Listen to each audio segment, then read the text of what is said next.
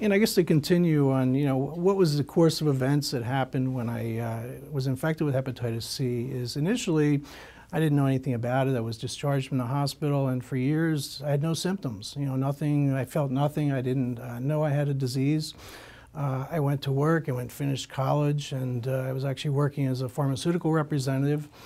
And when I left that company, the exit interview, they did a blood test, and they said, "Oh, Mr. Wilson, you have a elevated liver enzymes. You should have that looked into." And that was probably back in the early 90s that occurred. And at that time, I didn't think anything of it. It was when I was turned 40, had a complete physical. My local family doctor, he did a more thorough analysis. He did full blood and hepatitis screening. And that was back in 1999. And he referred me, he said, he wanted to refer me to a liver specialist. Over at Jefferson, he actually had moved to Einstein or one of the other treatment hospitals. And I had my first liver biopsy at that time. And up until that point, I really never suffered any side effects. I didn't know I had anything wrong with me. I didn't know I had a liver disease.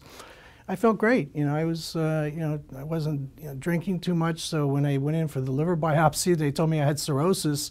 I said, "Well, that can't be right. That can't be me."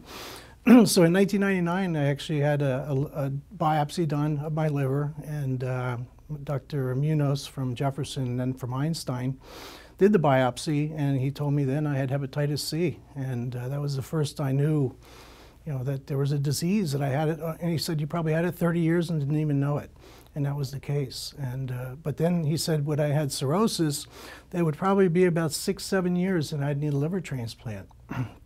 And that's when my life flashed before my eyes. And it was probably the toughest experience, is knowing my liver disease had progressed to the point where I was going to need a liver transplant. And it was emotionally very overwhelming.